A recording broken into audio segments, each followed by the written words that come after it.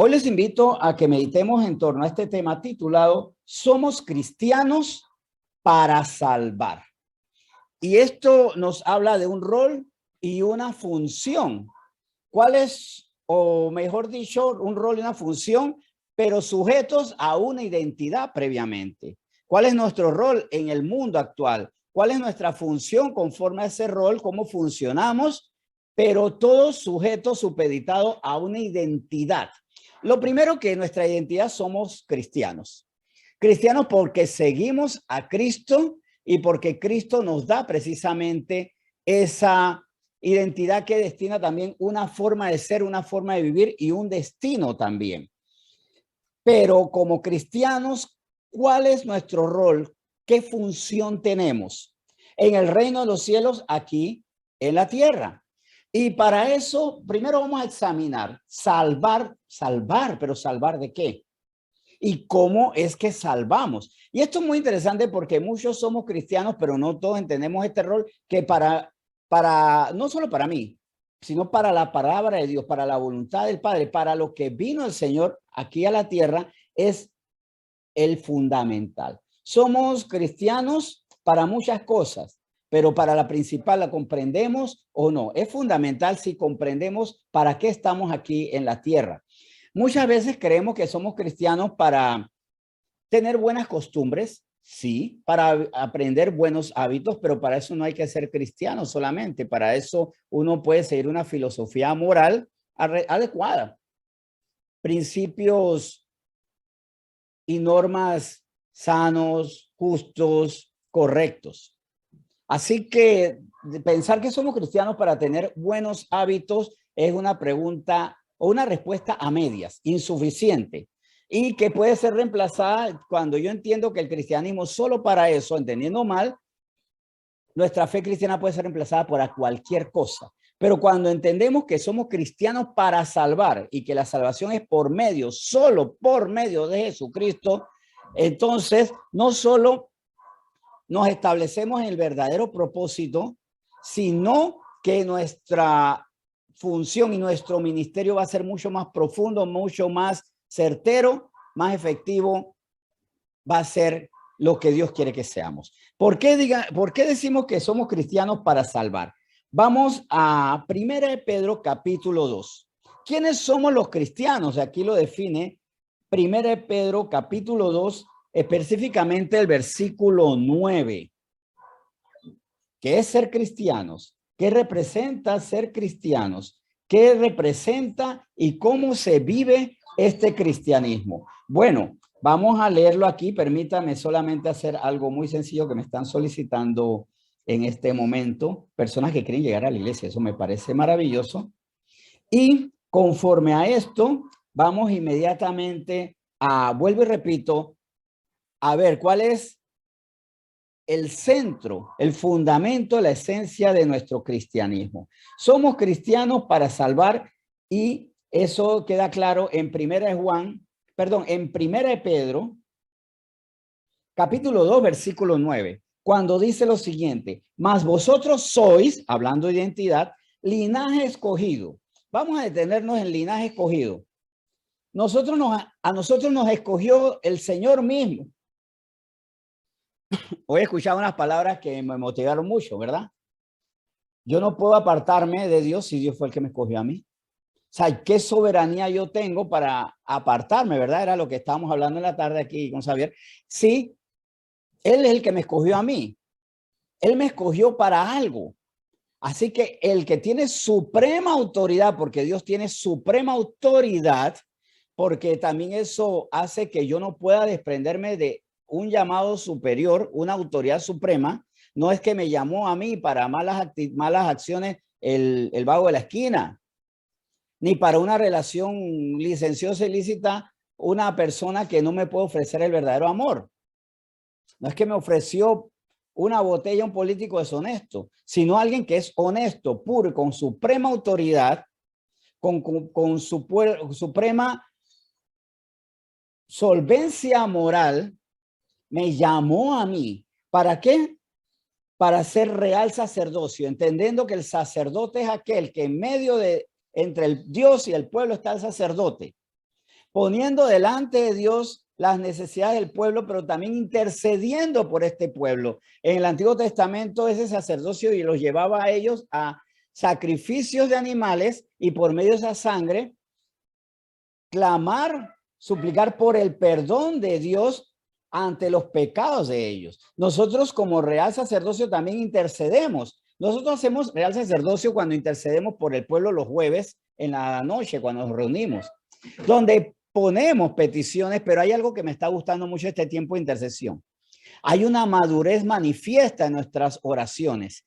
No se está pidiendo, y no es que esté de más, pero no se está pidiendo exclusivamente por un trabajo, una casa, un auto nuevo, que no es que sea un pecado, pero no puede ser el centro de nuestras oraciones. Se está pidiendo por conversión. Me alegra que se está pidiendo por conversión de los fríos de nuestras familias, de los inconversos a nuestro alrededor, de los que andan en caminos de mal, para que estén en la senda antigua, en el camino de bien. Eso es fundamental. Nosotros suplicamos para que también, por ejemplo, cuando estuvimos suplicando porque los captores de la niña que lamentablemente no se ha encontrado en nuestro país, ellos se arrepientan. No solo oramos para que ella sea hallada, sino que los captores se arrepientan. Para que incluso si ya sea pagando ante la ley una celda por muchos años, ellos sean salvos, que esto es lo más importante. Así que nosotros como real sacerdocio, porque tenemos un sacerdocio que viene del Rey de Reyes, hemos sido llamados para también ser una nación santa. O sea, ser santos como Dios es santo. ¿Y qué es ser santo? Estar tan consagrado a la voluntad de Dios que lo que Dios dice, eso se vuelve mi estilo de vida. Vivo conforme al mandamiento del Señor y busco arduamente vencer mi carne para que la voluntad de Dios sea cada vez más soberana en mí y que mi carne ya no tenga peso, no tenga autoridad, no tenga voz de mando. Sea muerta mi antigua naturaleza, mi naturaleza pecaminosa, porque para vencer al pecado hay que vencer a la naturaleza pecaminosa. Eso es así. Y en ese sentido también somos, vuelvo y repito, como habíamos conversado esta tarde, linaje escogido. ¿Pero por qué? Porque hemos sido pueblo adquirido por Dios. Dios nos adquirió y nos compró porque pertenecíamos al pecado. Éramos esclavos del pecado. El pecado nos gobernaba. El pecado nos decía, ahora fornicas, ahora robas, ahora mientes. Te ordeno que mientas y nosotros cedíamos al pecado. Fuimos librados de esa esclavitud y de todos los grilletes, todas las cadenas fueron rompiéndose porque el Señor nos compró a nosotros y claro, toda compra implica un precio. ¿Y cuál fue la moneda de cambio? La sangre de Cristo. Por la sangre de Cristo nosotros fuimos comprados. Ahora, como esclavos del pecado, nosotros no teníamos voluntad, pero la compra en ese sentido sí basó de un acto de nuestra voluntad. ¿Y cuál fue el acto de nuestra voluntad? Yo te compro. ¿Tú quieres ser libre? Claro que quiero ser libre. Para eso tengo que arrepentirme del pecado que me esclaviza y arrepintiéndome de ese pecado que me esclaviza, soy comprado, porque el Señor no va a comprar a quien no quiera ser de él. Ese es el acto que sí debe ser puntual en el momento que me arrepiento, pero debe ser continuo porque todos los días debo mantener un arrepentimiento que me va purificando. Bien, pero ya sin el poder del pecado. Seguimos en la lectura. Ahora estamos viendo lo que somos. Vimos al principio que tenemos una identidad que nos determina rol y funcionamiento y maneras, propósitos. Bien, esto ya vimos entonces qué somos en cuanto a identidad. Linaje escogido, escogido por Dios, real sacerdocio. Estamos para clamar por el pueblo, para administrar en el pueblo. Nación santa, por nuestra identidad ya nosotros no tenemos las costumbres del mundo, tenemos las costumbres de los cielos. Pueblo adquirido por Dios, porque nosotros no adquirimos a Dios, Él nos adquirió a nosotros. Y bien caro le salió la sangre de Cristo. La sangre derramada por todos nosotros. Ahora viene el rol conforme a nuestra identidad. Si eso somos, ¿para qué lo somos? Para que anunciéis las virtudes de aquel que os llamó de las tinieblas a su luz admirable. Bien, Son libres, ahora anuncien libertad a otros. Son redimidos, ahora llamen a la redención de otros, aunque otros anhelen esa redención, esa compra del mercado de esclavos por parte de Dios. Tengan la voluntad, arrepiéntanse, porque el reino de los cielos ha llegado. Están en la oscuridad. Yo estuve en la oscuridad, de la oscuridad el Señor me sacó, de la ignorancia, del pecado, de la falta de dominio propio, porque quien me dominaba era el pecado, la ansiedad, la rabia, el rencor, la tristeza, la depresión, el miedo, los deleites carnales. Ahora soy libre y por tal razón, ahora tengo que anunciar a otros. Tengo que anunciar a otros que pueden ser trasladados de las tinieblas a la luz resplandeciente, implicando que las tinieblas son motivo de condenación y la luz es la luz de la salvación. O sea que estamos para anunciar la salvación a las demás personas. Ahora, en Primera de Juan, capítulo 1, vamos a ver que esto se concentra, esta salvación, ¿en quién? En San Pancracio, en San Benito, en la Virgen, en los ángeles, las almas del panteón, las ánimas del panteón. ¿En quién se concentra esto? En San Pablo, que Pablo fue un hombre ejemplar, pero no era Dios y él no lo permitió cuando incluso se le quiso levantar estatua, cuando se le quiso levantar adoración, o sea, estatua en el sentido de idolatría. No es que se le iba a tallar una estatua, pero así como esas estatuas que se adoraban, no es que en ese instante estaban los talladores, los escultores ahí, pero así como se adoraba a Júpiter, así como se adoraba a Diana a los efesios, a él se le quiso adorar y él no lo admitió. Así que estos hombres y mujeres ejemplares de la Biblia son testimonios para nosotros, para que por las obras de fe de Sansón, Barak, Jefté, de Abraham, de Moisés, de Rahab, de todos estos gladiadores de la fe, porque su fuerza estuvo en la fe, nosotros nos veamos reflejados y sobre todo demos gracias a Dios que nos da ese poder, ese valor. Ahora, ¿por medio de quién es que anunciamos la salvación? ¿En quién se concentra toda la salvación de todo aquel que cree?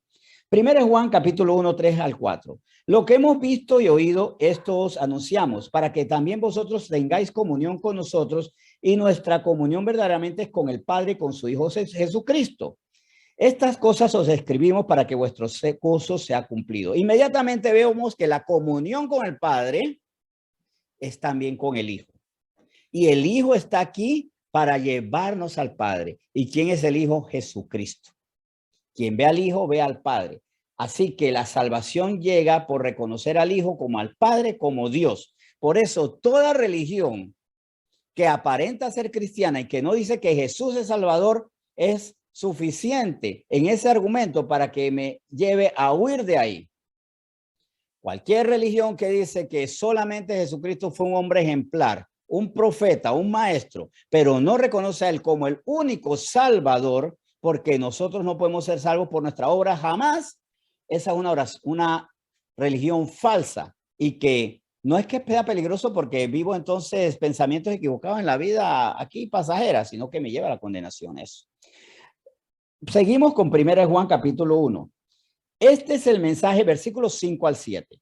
Este es el mensaje que hemos oído de él y os anunciamos. Dios es luz y no hay ninguna tinieblas en él. Por eso es que él nos traslada de las tinieblas a su luz resplandeciente, o sea, nos lleva a él. Ahora, si decimos que tenemos comunión con él y andamos en tinieblas, mentimos y no practicamos la verdad. Aquí un alto interesante. ¿Soy cristiano de verdad o artificialmente? ¿Cómo sé que soy verdaderamente cristiano? Porque tengo comunión con él y no andamos en tinieblas. No, si decimos que tenemos comunión y andamos en tinieblas, mentimos y no practicamos la verdad. ¿Y qué es andar en tinieblas? Todavía vivir actuando como antes de recibir a Cristo. Si todavía, para mí, la mentira no es un tropiezo, porque, cuidado, podemos mentir con un tropiezo, una debilidad, en el pánico. Pero cuando se vuelve mi mecanismo para salir adelante, Cuando no me avergüenza, sino más bien digo, pero ¿qué querías? ¿Y que te dijera la verdad para que me buscara un problema? Pues sí, el que no anda en tinieblas dice, pues me buscaré el problema, yo voy a decir la verdad. El que no anda ya en fornicación, sino anda en una relación pura. El que no anda en fornicación no solo carnal, sino espiritual, porque hay fornicación espiritual cuando yo creo en Dios, pero también puedo creer en otras cosas. Puedo creer en que si yo deseo algo fervientemente, aunque Dios no lo quiera, el universo conspira para que mis sueños se realicen. No importa si Dios lo desea o no, sino que yo lo desee fervientemente. Si esa es una salida a mis situaciones, yo estoy fornicando espiritualmente. Adulterio espiritual. Si tengo esto y lo otro como salida, o hay un adulterio espiritual muy triste. Creo en Dios, pero si no Dios, estoy yo y yo resuelvo. Eso es también una forma de adulterio. Esa es una forma de adulterio espiritual que a veces pasa por alto, porque yo no consulto a brujos ni a agoreros, no creo en imágenes, pero la imagen que reemplaza a Dios muchas veces y compite con Dios soy yo, el super yo, y que recurre en su mandamiento a mentiras, a intrigas, conspiraciones, a violencia y demás. Bien, seguimos. Pero si andamos en luz como Él está en luz, tenemos comunión unos con otros y la sangre de Jesucristo, su Hijo, nos limpia de todo pecado. Eso es lo que debemos anunciar, que la sangre de Jesucristo nos limpia de todo pecado y por eso ahora andamos en comunión unos con otros. Porque siendo diferentes, tenemos un mismo sentir. Dios no nos llama a ser iguales, sino a tener un mismo sentir.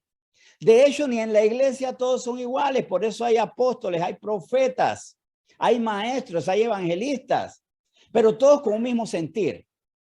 Hay adoradores, hay personas que tienen un ministerio del servicio excepcional, como Esteban, que no se destacó por su voz, sino por el servicio, y le sirvió al Señor hasta la muerte. Porque un servicio más allá de servir las mesas fue servirles la verdad en la mesa de las mentiras que ellos estaban. Les sirvió, no, yo les voy a poner la verdad. Y hasta las muertes les sirvió la verdad a ellos porque fue apedreado hasta morir, diciendo la verdad e intercediendo por ellos. Porque hasta lo último intercedió por ellos. Señor, no les tomes en cuenta este pecado. Así que en ese sentido no es que todos tenemos que ser iguales, pero sí debemos tener un mismo sentir. Todos somos útiles teniendo un mismo sentir cuando hay un espíritu que nos gobierna a todos, el Espíritu Santo que hemos recibido por medio de Cristo que nos lava, porque Cristo mismo nos limpia de todo pecado con su sangre. Versículos 1, perdón, sí, no, 1 Juan 1, versículos 8 al 10.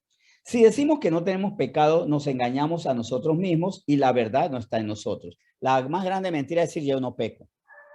No, yo peco, me molesta y suelo decir yo estoy muy grande para esto, pero yo no puedo vivir conforme a estos pecados, me arrepiento, me limpio y sigo adelante. Como le decía una vez a un discípulo, pero tráeme problemas nuevos. Y él decía, pero más problemas, no, problemas nuevos. Estás estancado en las mismas situaciones, en los mismos pecados. No hay una dinámica que te está limpiando y hay muchas cosas que están en la cola, parados ahí. Hay una burocracia en tu corazón porque estás todavía en los mismos pecados.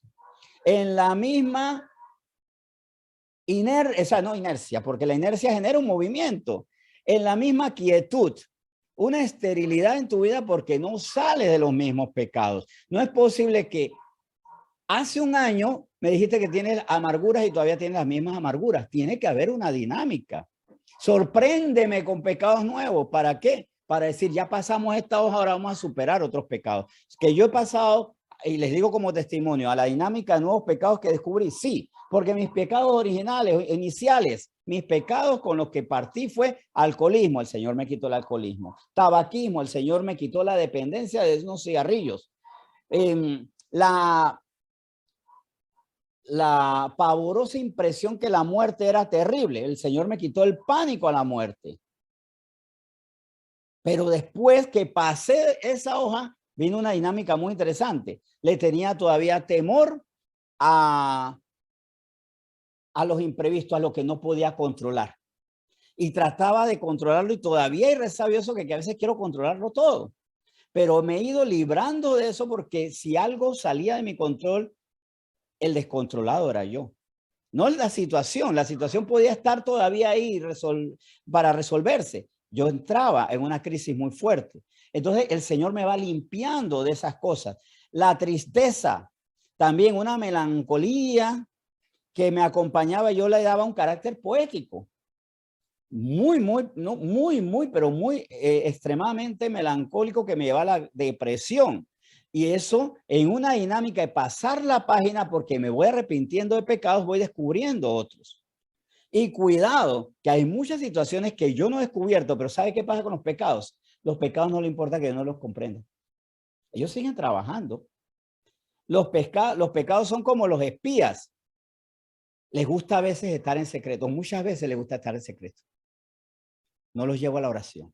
¿Y por qué esos pecados no son revelados? Porque están tapados en pecados del año pasado. No puedo estar en los pecados viejos. Tengo que dejarlos atrás. Porque los pecados que no he resuelto hacen daño. Pero los otros son el servicio secreto, minando mi corazón, destruyendo mi ánimo, destruyendo mi carácter, destruyendo mi salud, mi futuro, destruyendo todo. Y destruyendo a los que están a mi alrededor. Así que debemos pasar la página. Seguimos. El primer pecado, todos pecamos. A veces decir, ya yo no peco. ¿Y qué pasó con los pecados ocultos? Los que todavía estás tapando. Es una santidad que a veces es el pecado más grande. Yo soy santo y perfecto. No lo eres. Y esa impresión equivocada. Soy santo delante del Señor y soy llamado a ser santo, pero todavía con características de la naturaleza de Adán. Vestimentas blancas que yo sigo manchando por no querer cambiar. Seguimos. Si confesamos nuestros pecados, Él es fiel y justo para perdonar nuestros pecados y limpiarnos de toda maldad. Si decimos que no hemos pecado, le hacemos a Él mentiroso y su palabra no está en nosotros. Aquí hay algo interesante en el 9. Este versículo lo hemos visto muchas veces. Si confesamos nuestros pecados, Él es fiel y justo para perdonar nuestros pecados y limpiarnos de toda maldad. Si hemos confesado pecados, ¿por qué seguimos pecando y por qué estamos contaminados de ese pecado? ¿Los estamos confesando o estamos haciendo un informe de daños y actos? ¿Estamos confesándolo con arrepentimiento o mi oración es, Señor, yo miento y así soy y así viviré? Yo no puedo dejar esto. Cuando yo digo, yo no puedo dejar de mentir, yo no puedo dejar de adulterar, yo no puedo dejar de robar, estoy pisoteando la sangre de Cristo. Porque Él me libera de todo pecado, de toda cadena me libera, porque para eso me compró. Y también puede ser que no es que yo no puedo, sino es que no quiero renunciar a ciertos pecados. Hay pecados que están en mí porque no puedo. No, hay pecados que están en mí porque no quiero renunciar a ellos, porque todo lo puedo en Cristo que me fortalece. Y este es un versículo que no es para decir, yo puedo ser un emprendedor, yo puedo ser millonario, yo puedo ser campeón del mundo porque todo lo puedo en Cristo que me fortalece. No, eso habla de vencer el pecado, porque somos cristianos para salvar, pero también siendo limpios primeros. Primero tenemos que ser limpios, tenemos que ser puros. No podemos dar mal testimonio. Así que el que dice, yo no puedo renunciar a este pecado es porque no quiere renunciar a ese pecado, porque no se ha arrepentido y porque toma de argumentos como, es que así soy yo. Así eras tú, porque si, a menos que no hayas nacido de nuevo. Y si no has nacido de nuevo, tienes un problema mayor, que así voy a morir. No, es que como la vieja naturaleza vas a resucitar para condenación. Si su argumento es, así soy yo, mire bien, hay dos posibilidades. La menos grave es que él todavía no quiere renunciar a eso, pero es grave. Pero la otra es que no puedes porque sigue siendo la otra naturaleza la que está condenada. Y se los digo porque esto es muy importante, porque estamos hablando de que no se juegue en la salvación. Y la salvación no se pierde, pero muchas veces no se ha ganado. O sea, se gana por fe, pero no se ha ganado porque no he renunciado a lo que yo soy. Yo creo que el Señor me salva porque yo renuncio, porque me niego, y porque quiero ser salvo. Bien, seguimos entonces. Con Romanos 3 vamos a profundizar en esta palabra y eso, recuerden, a la hora de decirle a las personas tienen que ser salvas, tienen que renunciar a sus pecados, porque el reino de los cielos no se va a llenar de no arrepentidos, es de arrepentidos que luchan contra el pecado y tienen una dinámica de encontrar, ya sé cuál es mi pecado encubierto y a esto renuncio. En Romanos 3, del 21 al 24, vemos que efectivamente la palabra de qué nos habla, de la ley y de la gracia. Las dos instancias, estas dos verdades, tenemos que tenerla clara en una sola verdad que es en Dios, que pone la ley, pero también proporciona la gracia. Romanos 3, del 21 al 24. Pero ahora, aparte de la ley, se ha manifestado la justicia de Dios testificada por la ley y por los profetas. O sea, aparte de la ley, ¿cómo se manifiesta la justicia de Dios en Cristo, que es justo y que nos hace justos? Claro, testificada por la ley y por los profetas. ¿Qué nos daba testimonio la ley? Que quieres ser salvo, tienes que ser justo, pero no hay justo, no hay uno solo. O sea, la ley nos fue proporcionada para que quedara demostrada que nosotros no podemos. Para eso es la ley. Para demostrar que nosotros no podemos ser salvos por nosotros mismos. Para eso es la ley que nos lleva como tutor al Salvador, que es Jesucristo. Si esto les genera preguntas, por favor, háganla con libertad, ya sea aquí en el salón o por Zoom. La ley fue dada para decir, estos son los parámetros de Dios. ¿Y saben qué? Acerca de los parámetros de Dios, no los pueden alcanzar ustedes. Por eso necesitan a alguien que sí lo cumpla por ustedes y que ustedes crean que Él los limpia a ustedes porque Él sí lo cumplió, que fue Jesucristo. Porque todos pecamos y todos estamos destituidos de la gloria de Dios y estoy adelantándome al versículo, pero bien, vamos. Así, aquí está un poco más adelante. La justicia de Dios por medio de la fe en Jesucristo, para que todos los que creen en Él, porque no hay diferencia. Bien. La justicia de Dios por medio de la fe en Jesucristo. La justicia no se manifiesta por nuestras obras porque todos somos injustos. Es más, las obras nuestras nos llevan a la condenación. Pero por la fe en Jesucristo, porque creemos en Él y porque creemos que para entrar en su reino tenemos que ser limpios por Él, porque por medio de Él somos limpios del pecado, entonces nosotros somos justificados y para todos los que creen en Él, porque no hay diferencia por cuantos todos pecaron y están destituidos de la gloria de Dios, siendo justificados gratuitamente por su gracia, mediante la redención que es en Cristo Jesús. O sea, nuestra justificación salió gratuita, no hay obras que compren salvación, no se hacen escalones al cielo. Yo sé que es una expresión muy popular, hoy me ganó un escalón al cielo, pero eso es mentira.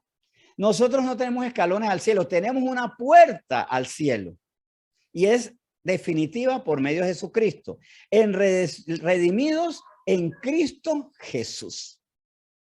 En Cristo Jesús somos redimidos, somos comprados de la esclavitud del pecado a la libertad del Espíritu.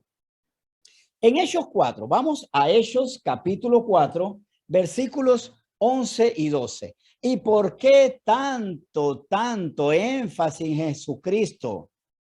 ¿Por qué toda nuestra vida como que parece ser obsesiva para los que no entienden? ¿Por qué todo se fundamenta en Jesucristo? Porque tal como dice Hebreos 4, del 11 al 12, Él, a pesar de lo que el mundo pensó de Él y sigue pensando de Él, y que ese pensamiento se llena de acusaciones sin fundamento, Él es el Salvador. Él no deja de ser, y esto también quede claro, Jesús no deja de ser porque yo dude de lo que es Él. Jesús es por lo que Él es. Yo soy el que soy. No, yo soy el que ustedes opinan que soy. Yo soy el que ustedes creen que soy. No, yo soy el que soy porque antes de la creación del mundo ya Él era. Él siempre fue. Y si Él siempre fue, ¿qué va a determinar lo que yo piense acerca de Él?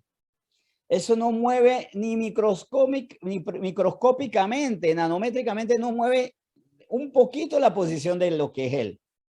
Pero independientemente de eso, el hombre quiere es remover la identidad de Cristo para hacerle daño a los creyentes. Dice Hebreos 4, del 11 al 12. Este Jesús es la piedra reprobada por vosotros los edificadores, la cual ha venido a ser cabeza del ángulo. Y en ningún otro hay salvación, porque no hay otro nombre bajo el cielo dado a los hombres en que podamos ser salvos. Recuerden que la piedra angular en una construcción es la que fundamenta que las otras piedras no caigan. Podemos construir como edificadores una verdad, pero esa verdad sin Cristo no se sustenta, se cae, se derrumba lamentablemente sobre los mismos que edifican y en los que han creído en él, en esa mentira y están al amparo de una casa sin Cristo, de una verdad sin la verdad, porque queremos hacer la verdad sin Jesucristo, que es el camino, la verdad y la vida. Este Jesús es la piedra reprobada por vosotros los edificadores, tiene validez en el siglo I, la iglesia primitiva, como lo tiene ahora en el siglo XXI. Han pasado miles de años y sigue teniendo la misma validez, lamentablemente. Y será hasta el fin, hasta el último día, va a ser reprobado por muchos. Y entre ellos, cristianos que cayeron en la apostasía, siguiendo a falsos profetas. Este Cristo es el Salvador y en ningún otro hay salvación. No hay fe que nos lleve a la salvación, nada. Y eso descalifica a todo santo, toda imagen, todo Dios en minúscula y nos descalifica a nosotros. Nosotros no podemos salvarnos por nosotros mismos. Por nuestras propias obras no podemos hacerlo. Porque no hay otro nombre bajo el cielo dado a los hombres en que podamos ser salvos. Ahora, esto nos lleva, ¿se recuerdan el título del tema? ¿Cuál era? Somos cristianos para salvar. Somos cristianos porque somos salvos. Si somos verdaderos cristianos, ya somos salvos. Pero el que realmente entiende, valora y le da valor a la salvación, no solo no va a tener inconveniente llevar a la salvación a otros, es que le urge llevar a la salvación a otros. Que lo hacemos de forma equivocada al principio, sí, yo lo hice. Yo creía mucho en algo que no es lo que vamos a hablar ahora, no pongamos el título. Yo creía algo equivocadamente que me entusiasmaba, pero no era verdad. Yo antes creía que decir la oración de fe era como un abracadabra, con patas de cabra. Sí mismo yo pensaba que era, que yo decía la oración y era salvo. Yo le decía, di la oración como sea y vas a ser salvo. Error, error. Porque si la persona dice la oración, sin lo que vamos a ver ahora, es inútil. Y nuestra labor no es solamente decirle a las personas, hagan la oración de fe. Porque se ha hecho la oración de fe, pero sin fe y hasta por contienda. Incluso antes de tocar este punto que es fundamental en lo que vamos a hablar ahora, en una ocasión yo estaba hablando con una familia, lo estamos evangelizando y dentro de esa familia era muy particular, eran tan particulares dos personas que no recuerdo a las otras están como en la nube, no las recuerdo, sus rostros nebulosos, pero ¿quiénes eran? La madre y la hija porque entre ellas contendían. Había una contienda que al principio no entendí, pero después salió de manifiesto. ¿Y cómo salió de manifiesto? Porque yo les comparto y le digo, ustedes necesitan recibir a Cristo. Yo todavía estaba en esa ingenuidad que si dicen las palabras mágicas son salvos. Digan las palabras, así como estas películas lamentables de Wicca, que si que hace el conjuro, se aparecen los demonios. Bueno, yo pensaba todo lo contrario, que se aparecía Dios nos salvaba. Y la señora dijo, yo no voy a recibir a Cristo. Yo no voy a recibirlo. La muchacha tampoco tenía cara de querer recibirlo. Estaba con el rostro tosco. Pero cuando la madre dijo, yo no voy a recibir a Cristo, ella dijo, pues entonces ahora yo sí lo recibo. E hizo la oración para molestar a su mamá. Que él recibió a Cristo, no lo creo. No me dio evidencias que en ese momento recibiera a Cristo.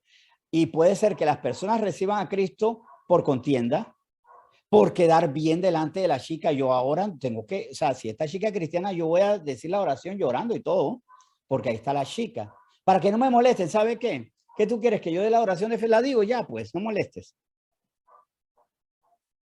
Porque me da pena con mi amigo cristiano, aleluya, que está ahí, pobrecito, para que no se entristezca. Nadie le ha dicho que sí, yo voy a decirle que sí, pobrecito. Pero ¿recibí a Cristo? Posiblemente no. Y nosotros como cristianos no solamente debemos llevar a las personas a recibir la oración de fe. Es más, yo creo que muchas veces antes de que hagan la oración de fe, tenemos que llevarlo a algo, la certeza de pecado, de las consecuencias de esos pecados que tienen y la necesidad imprescindible de conversión. De conversión. Es la verdad irrefutable de los que tenemos que llevarlo. Antes de emocionarlo y decirle, si tú dices estas palabras, vas a ser salvo. Ajá, sí. Vamos entonces a hacerla para que te salves. Ahora sí, pregunta, dime.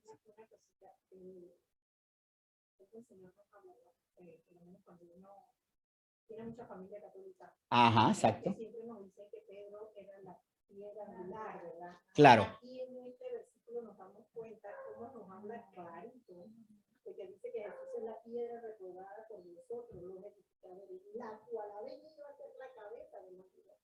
Allí nosotros podemos también, cuando hablamos con ellos, tener esa base. Muy bien. Esa pregunta es interesante. ¿Es Pedro la piedra angular, o sea, la piedra angular, la piedra sobre la que se construye la iglesia? No. Primero que todo, cuando vemos en el contexto de esa declaración, ¿qué era lo que él decía que era la piedra? No era Pedro, sino lo que él declaró. Tú eres el Cristo. Esta es la piedra fundamental. Sobre esta piedra se construye la iglesia, sobre una declaración de fe. Tú eres Dios. Tú, Jesús, eres el Salvador, tú eres el Mesías. Ese es el fundamento. Ahora, para no decir que una interpretación nuestra acomodada, forzada, es muy interesante cuando alguien dice, Pedro es la base, pues si Pedro no lo creyó y él decía lo contrario, entonces obviamente Pedro, ni él mismo se creyó eso que nosotros creemos porque él nunca pensó en eso. Él entendió claramente que la piedra sobre la que se edificaba la iglesia era sobre esta declaración, tú eres el Cristo. Y si queda como duda, le podemos presentar efectivamente este versículo, que es verdad. Este Jesús es la piedra reprobada por vosotros los edificadores, la cual ha venido a ser cabeza del ángulo. Y por eso la iglesia es para salvar, y es que en ninguno hay otra salvación. En ninguno, no hay autoridad dada a otros, sino a Jesucristo. Y eso incluye a hombres. Nadie se salva por Ramón Morales. Se salva por la palabra que creen de Cristo en boca mía. Es por esa palabra que son salvos. Que la iglesia salva, no. Somos cristianos para salvar porque le presentamos al Salvador. Le presentamos a quien salva. Y otro argumento, por si acaso le dicen, bueno, es muy importante lo que decían los apóstoles de ellos mismos y cómo se trataban ellos. Pedro no solo dijo que la piedra era Jesucristo, sino que él jamás reclamó lo que a veces se puede reclamar, que Pedro es el fundamento, Pedro es el pilar, porque si no, ¿cómo hubiera tratado a Pedro a Pablo cuando lo cuestionó? Él hubiera dicho con mucho amor, le dice, cuidado porque estás descalificando a la piedra de esta iglesia. No te metas en eso. Con amor se lo hubiera dicho, no hagas tan gran pecado. Más bien, aceptó la amonestación y la corrección de Pablo, reconociendo que Pedro, así que Pablo tenía autoridad también, y eso lo especifica en su carta también, que tenía autoridad tanto como él, reconociendo su ministerio. Porque también le hubiera dicho Pablo, tenemos un problema, tú estás evangelizando iglesias que no están bajo tu mismo fundamento, sino bajo tu fundamento. Y cuidado, porque los está llevando a condenación. ¿Por qué no? Pedro sabía que ellos no eran ni de Pedro ni de Pablo. Como decía Pablo también, no son, unos dicen son de Apolo, otros que Cefas, que es Pedro, o que son de Pablo. No, son de Cristo, que es el fundamento. Así que argumento muy bueno. Si Pedro no dijo que él era la piedra, ¿por qué siglo después se dice que él es la piedra? La verdadera iglesia. La verdadera iglesia se fundamenta en una piedra, en algo que es esta declaración. Eres el Cristo. Eres el Cristo. Sobre eso se fundamenta la iglesia. Y eso no es propiedad ni de los presbiterianos, ni de los metodistas, ni de los pentecostales, los pentecostales, ni los bautistas, de ninguno es propiedad. No es tampoco los anglicanos, no es de ninguno de ellos. Ellos siguen la fe y si alguno de ellos se desvía, o a huir. Que todos ellos contienen lo de sana doctrina dentro de esta iglesia mencionada, la verdad que es Cristo. O sea, si todas estas iglesias tienen como base esta declaración, tú eres el Cristo, el Mesías, el Salvador, entonces están bien. Queda la respuesta llenando expectativa. Perfecto. Muchas gracias por la pregunta. Excelente. Ajá. Bien. La conversión. Hablemos de la conversión. Segunda de Crónicas 7. ¿Cuándo sabemos que somos aptos para ser comprados en el mercado? Porque el mercado esclavo está el Señor Jesús buscando a quienes quieren ser liberados. Él no compra al que se va a poner los grilletes de nuevo. Cuando llena estos requisitos. Segunda de Corintios 7:14. Segunda de Crónicas 7:14. Para que también no se diga que los cristianos tenemos una riña con el Antiguo Testamento. Eso lo escuché hace poco, ¿no? Que los cristianos tenemos una riña con el Antiguo Testamento. ¿Qué cristianos? Si la ley y los profetas, como vimos hace poco, nos anuncian la justicia de Dios que es en Cristo Jesús, ¿sí? ¿Verdad? En Cristo Jesús. Así que no, o sea, todo es todo. Todo es todo. Bien. Y si Jesús no apareció en Mateo, si no apareció incluso desde Génesis, en Éxodo, se le apareció como el ángel de Jehová y en todo el Antiguo Testamento, a muchos como el ángel de Jehová, que nos hace ver que entonces Jesús es el personaje del Nuevo Testamento que hasta el Antiguo Testamento no existía. Bien. Segunda Crónicas 7:14. Si se humillare mi pueblo sobre el cual mi nombre es invocado, y oraren y buscaren mi rostro y se convirtieren de sus malos caminos, entonces yo iré desde los cielos y perdonaré sus pecados y sanaré su tierra.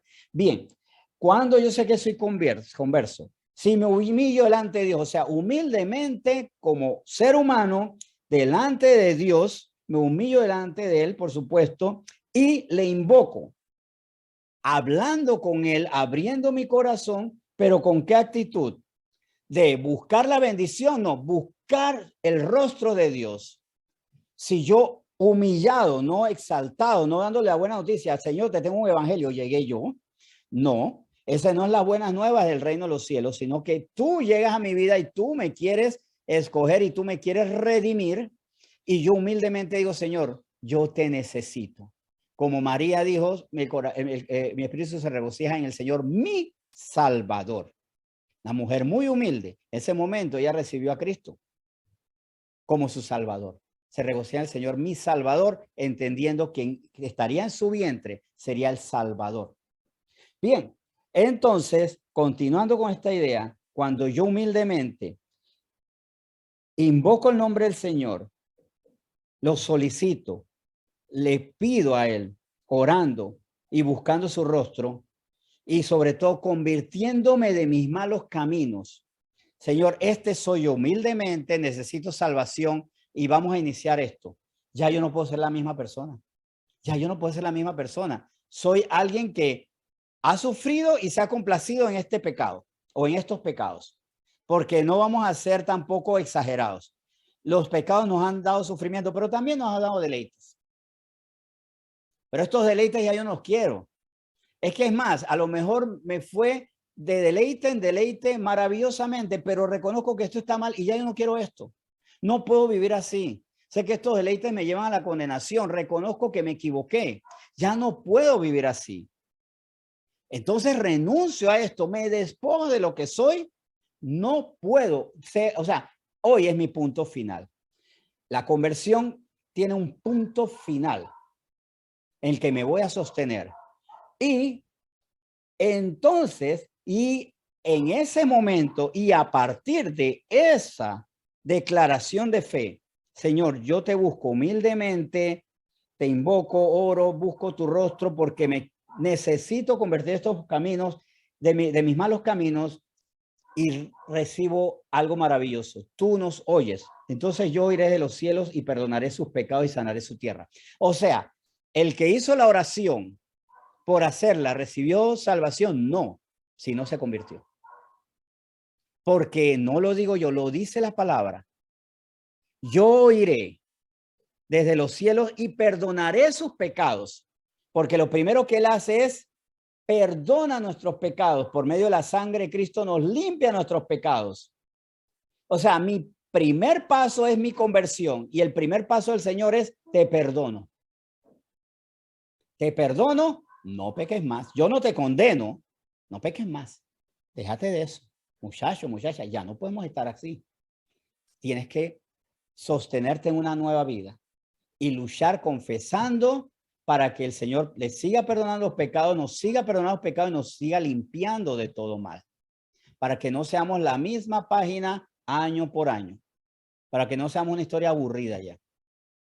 Para que al del Señor haya un proceso de renovación constante y perseverante.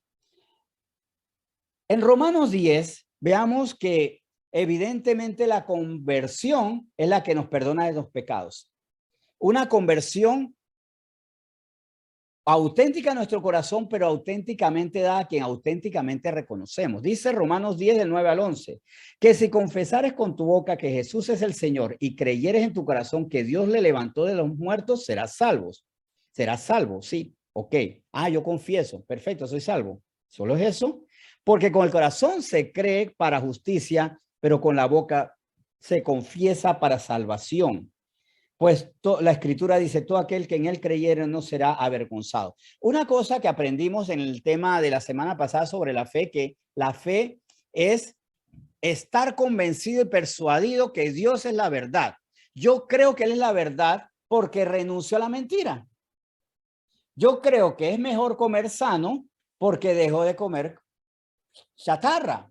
Yo creo que es mejor bañarse cotidianamente porque ya dejo de bañarme de sábado en sábado. Comienzo a bañarme adecuadamente y alegremente. O sea, la fe me lleva a un cambio de actitud, porque la fe sin obras es muerta. Si yo creo, se me tiene que notar. Tiene que ser evidente que yo tengo una fe. Yo creo que tú eres Dios. ¿Y qué es Dios? El amo y Señor. Y si yo creo que tú eres el amo y Señor, entonces yo no me puedo gobernar porque tú eres Dios y tú eres mi Dios. Creo entonces y por eso me convierto, porque con el corazón se cree para justicia, pero con la boca se confiesa para salvación. Confesando, Señor, tú eres Dios. Pues la escritura dice, todo aquel que en él creyere no será avergonzado. Ahora, esta fe, como dice Romanos 10, del 12 al 13, nos lleva a todos iguales. Se acuerden, no todos somos iguales, pero tenemos un mismo sentir. Dios no quita que seamos diferentes, nos va a dejar las diferencias, pero con un mismo sentir, y es lo que le interesa al Señor. Porque no hay diferencia entre judío y griego, pues el mismo que es Señor de todos es rico para con todo lo que le invocan. Porque todo aquel que invocar el nombre del Señor será salvo. Pero le invoco como el Señor, como el amo, como el Curios, como el que manda. Eso es ser del Señor. Y en ese sentido, seguiremos siendo unos judíos, griegos, panameños, herreranos, otros seguiremos siendo, puse Herrera como otra república, perdón, es mi provincia, o sea, seremos de norte, centro, Suramérica, seremos de Asia, pero somos uno en Cristo. En Cristo es que somos uno. Y aquí vuelve y, ay Dios mío, siempre lo mismo. No es en nuestras raíces hebreas que somos de Dios, somos en nuestras raíces en Cristo. No tenemos que hacernos judíos, por favor, Señor. ¿De dónde sacamos eso? De nuestras mentes disociadas de esto que dice Romanos 10. Seguimos siendo judíos, seguimos siendo griegos, seguimos siendo panameños, seguimos siendo ugandeses, seguimos siendo jóvenes, adultos, hombres, mujeres. Pero en Cristo somos una nueva familia y somos una nueva ciudadanía. Pero esto nos lleva a nosotros a algo. Somos cristianos para que cada día haya más ciudadanos en el cielo. Y somos cristianos porque entendemos lo que dice aquí finalmente el versículo 13. Porque todo aquel que invocar el nombre del Señor será salvo. Y la salvación es librarse de condenación. Y somos cristianos para que más personas sean libradas de la condenación. Y esto lo lucho en toda hora. Porque hay horas que no puedo evangelizar, pero sí orar. Cuando yo oro y clamo, cuando no puedo hablar con más nadie que con Dios. Y le hablo a las personas y las invito a que se arrepientan. Pero muchas, ya incluso las que ya me dicen, ya no, ya yo escuché y no se arrepienten. Hay un momento donde no pueden evadir algo. Estarán dormidos, pero el Señor nos pone a orar y clamar por esas personas. ¿Por cuántas estamos orando? Hay un tema que no se va a dar pronto, pero es el destino de los malos. Cuando entendemos el destino de los malos espiritualmente, clamamos por ellos, porque podrán ser malos, pero mucho más malo es lo que le espera si no se arrepiente. Y nos lleva en el espíritu a clamar por ellos, perdonándolos, orando por ellos que nos ultrajan, porque los que nos ultrajan y persiguen porque son malos. Más cuando estamos haciendo el bien y oramos por ellos. Somos cristianos para ser instrumentos de salvación, para trasladar a otros de las tinieblas a la luz resplandeciente, anunciarle a aquel que los lleva a eso y que lo que deben hacer es incluso maravilloso. Conviértanse de esas cosas que si los deleitan a ustedes, terminan haciéndole daños a otros. Porque hay personas, que dicen, yo por qué me voy a arrepentir de mi adulterio si eso me deleita. Siga haciéndole eso a sus seres amados. Porque el adúltero no solo adultera contra su pareja, sino contra la fidelidad que debe tener a los hijos. El que roba se podrá estar deleitando, poniéndose sobre sí la espada de Damocles. En cualquier momento revienta esa cerda, ese hilito ahí y cae sobre ellos. Pero también produciendo temor, angustia en muchas personas. Porque incluso cuando yo amo al prójimo, ya yo sé que yo no puedo robar porque estoy despojando a otros de lo que necesitan. Ya sea bien o mal habido como lo tuvieron, pero estoy despojando a otros. Somos cristianos para salvar. Y yo quiero que esto sea algo que nos mueva al piso. Somos cristianos para llevar la salvación a otros. Somos cristianos para llenar los cielos y luego la tierra cuando descendamos aquí en tierra nueva, cielo nuevo, para llenarlo de santos del Señor. Somos cristianos para que muchas personas no sufran eternamente, porque estamos hablando de qué van a sufrir los que no se convierten. Y nuestro ministerio es de frente hablando, de rodillas clamando y sentado, no acostado, mejor sentado, aprendiendo la doctrina. Ahí, aprendiendo. Acostado no, porque es una forma muy fácil de descansar demasiado y dormirse. Tiempo para todo, para aprender. Aprendo por amor a los hermanos. Aprendo de la sana doctrina, pero también incluso aprendo de doctrinas falsas para cuando vengan esos ataques poder sacar a otros del error. Tengo que aprender de cristianismo, pero sí me es imprescindible aprender también de los Rosacruces, de la fe Bahá'u'lláh, si tengo de la fe Bahá'í, por ejemplo, de su profeta Bahá'u'lláh, si tengo que aprender de hinduismo, budismo, para librarlos a ellos, es necesario. Sobre todo cuando yo comprendo, y una clave, comprender qué es lo que más puede estar amenazando a las personas. Si tengo que aprender sobre el rastafarismo para que las personas no sigan una doctrina falsa, que es el rastafarismo, Rastafari, estamos hablando, tenemos que aprender y clamar por ellos también. Vamos a luchar, pero sobre todo, vamos a hacer esta lucha con gozo.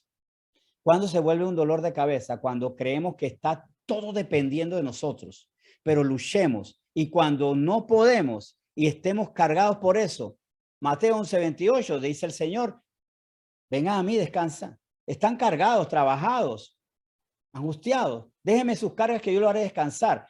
El secreto es también luchar sabiendo descansar en el Señor. Yo sé que a veces se nos parte el corazón porque cuando amamos la verdad más nos duele la mentira y vemos que la gente se deleita en la mentira, pero el Señor nos consuela. Que nos da dolor esto, pero tenemos el Espíritu Santo que es consolador. Ahora, yo sé que el Espíritu Santo nos consuela con amor y fielmente, pero yo sé que hay consuelos, esto lo asumo, no lo dudo, que hay consuelos que el Espíritu Santo te parece más agradable. Es lógico, o sea, es un asunto de sentido común, que el Espíritu Santo prefiere consolar a aquel que está desconsolado porque la gente no quiere hallar al Señor. Mucho más que aquel que está desconsolando porque ya se le acabó el dinero el lunes de carnaval y que va a ser el martes. O sea, ese es un desconsuelo que no es que el Señor se agrade en consolar y creo que esas personas no son muy dadas de orar un lunes de carnaval por esas situaciones. Pero ese es consuelo santo, ¿verdad? Tiene una consolación santa. Señor, me duele, me parte el corazón que la gente no quiere salvarse. Me aterra. Porque a veces también llevar a otro a la salvación me aterra, porque Señor, y si mueren sin Cristo. Pero ¿qué dice el Señor? No tengan miedo. Yo pelearé por ustedes. Perseveren en lo bueno. Es hablar, anunciar, clamar. Clamar con esperanza. Haciéndolo con fe. Y también dejando toda nuestra ansiedad sobre Él. Estos versículos de echar toda nuestra ansiedad sobre Él, ustedes estén tranquilos, déjense consolar por el Espíritu Santo, o sea, el Señor es nuestro consolador. Todas estas enseñanzas, versículos y enseñanzas que se prenden estos versículos, a veces lo usamos mal. Te dejó el novio, el Señor es tu consolador. ¿Es para eso que el Señor lo hizo? ¿Es para eso? No tengas miedo, pégale. El Señor dice, no tengas miedo. Es mal, va a pelear conmigo y le va a dar puño a esa persona. No es para eso, pésima aplicación. Pésima aplicación. Todos estos versículos tenemos que verlo en la lucha espiritual y en hacer el bien. Nos produce temor, tristeza, muchas veces molestia, ansiedad. ¿Cuándo cambiarán? ¿Qué estamos haciendo con nuestra vida de oración para descansar en estos tiempos? Pero eso sí, nunca perdamos nuestra identidad. La iglesia cristiana no es para ser amigos. Se hacen amigos en la iglesia cristiana, deben hacerse, pero no es para eso. La iglesia cristiana, ministerio joven, no es para hacer cristotecas, no es para eso. La iglesia cristiana tiene convivios como el que tuvimos allá en Cerro Azul, pero no es para los convivios. ¿Y cuándo es el otro convivio para venir? Si es para eso que estoy en la iglesia, estamos equivocados. Es para salvar. Los convivios son para hacernos más diestros para la salvación. Y ser cristianos es ser las personas con el propósito más alto del mundo, más noble del mundo. Porque recuerden, el objetivo y sobre todo la calidad del objetivo da calidad al quien sigue ese objetivo. Y la nobleza del objetivo da nobleza a quien sigue ese objetivo.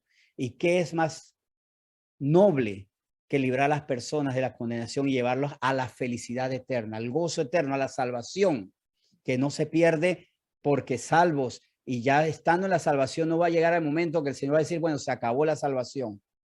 Estamos salvos, de ahí no vamos a salir nunca de la felicidad, nunca vamos a ser despojados. Estamos salvos porque la ganamos por la sangre de Cristo que nos vio a nosotros conversos y por eso, queriendo seguirla a Él, dejamos todo atrás. Y estamos para eso, para luchar para que otros se conviertan. Cuidemos también con esto, que la gente reciba a Cristo como Salvador, haciéndoles claro que necesitan ser salvados. Cierro con esto. Me interesa mucho lo que hace Ray Comfort. Ray Comfort de Living Waters, este ministerio que por YouTube podemos ver cómo evangeliza. Él siempre le lleva a la persona a la conciencia que es un pecador. Siempre le lleva a la conciencia de que por sus pecados es condenado, pero siempre le presenta la puerta de salida. Tenemos que exponer a las personas a la necesidad de la conversión y al anhelar la salvación. Si no hay preguntas, a la cuenta de 5, 4, 3, 2, vamos a orar.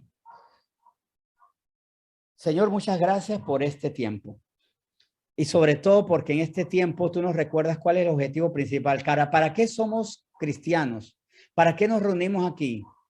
Para ser renovados, pero llevar a otros a la renovación, por supuesto, para ser instrumentos de salvación. Es más, nuestra santidad debe mostrar lo que eres tú. Es más, nuestra santidad debe evangelizar a otros, debe ser un instrumento de evangelización. Que en nuestra santidad la gente diga, aquí hay algo diferente, ese Dios es verdadero, porque mira aquel que pecaba. No solo porque ya no es alcohólico, ya solo porque no consume drogas, ya no solo porque no es adúltero, fornicario, porque no es ludópata, sino porque ya no tiene miedo, ya no tiene angustia, ya no tiene rencores, ya no se siente desolado, desolada, está gozoso, gozosa siempre. Todo eso, esa persona evidencia que Dios es verdadero, que tú eres verdadero, Señor. Pero para que eso también esté acompañado de nuestra palabra, siempre decirle a las personas, tú tienes que arrepentirte. Hay algo que es verdadero. Y yo sé que a veces eso hasta nos aterra decirles a la gente hay condenación, pero es necesario porque no vamos a obviar lo que es verdadero y sobre todo que es eterno, porque la condenación es eterna. Pero también decirle, la salvación es eterna. Y si estas palabras se nos estrellan contra una pared de incredulidad, de maldad, de necedad, que esto nos lleve a clamar, y si esto nos carga, que te dejemos las cargas a ti, y si esto nos desconsuela, que tú nos consueles, y si esto nos lleva a temer, que recordemos que no debemos temer, que tú peleas por nosotros, y que si esto nos lleva al rencor, Señor, que perdonemos, que recordemos que tú nos limpias hasta en los rencores, que nos quitas ese espíritu apto al rencor y aficionado al rencor, para perdonar a aquellos que se burlaron incluso de ti, Señor. Que crezcamos en el amor y la misericordia, porque amando y teniendo misericordia de la gente queremos luchar para que todos sean salvos. Señor, que esta iglesia cada día sea más amante de la salvación, que luche más por la salvación, que se apasione por la salvación y que ame también hacer todo lo necesario para la conversión, que cuidemos a las personas para que conversas, Señor, no vuelvan atrás, para mostrarles, Señor, que es necesaria la conversión. Señor, gracias por lo que hoy tú estás haciendo y gracias porque tú nos recuerdas nuevamente para qué somos cristianos. No solo para pedirte, sino para darte. ¿Y qué tú quieres que te demos? Dos cosas tú nos pides. Nuestro corazón, porque tú dices, dame, hijo mío, tu corazón. Pero cuando tú dices que somos real sacerdocio, linaje escogido, pueblo adquirido por Dios, nación santa, Señor, para anunciar las virtudes de aquel que nos trasladó de las tinieblas a la luz, tú también nos estás diciendo algo. Tú quieres que tenemos nuestro corazón, pero que tenemos corazones de otros, que tenemos vidas, porque eso también tú lo dijiste, hagan discípulos, que guarden todas las cosas que os he mandado, o sea, que se conviertan para que hagan todas las cosas que hemos mandado. Así que no solamente darte nuestro corazón, sino darte vidas salvas por medio de tu palabra que nos instruye y tu espíritu que da el denuedo, pero también da la convicción y va sensibilizando corazones. Que en acción, en oración, en ruego, en instrucción, en todo nos hagamos cada día más diligentes para que incluso, Señor, en los momentos en que, por lo menos en el caso de la instrucción, por lo que hemos aprendido, salvemos a otros de los errores y podamos defender la sana doctrina. Señor, gracias por lo que hoy nos ha enseñado, bendiciéndote siempre en nombre de Jesús. Amén.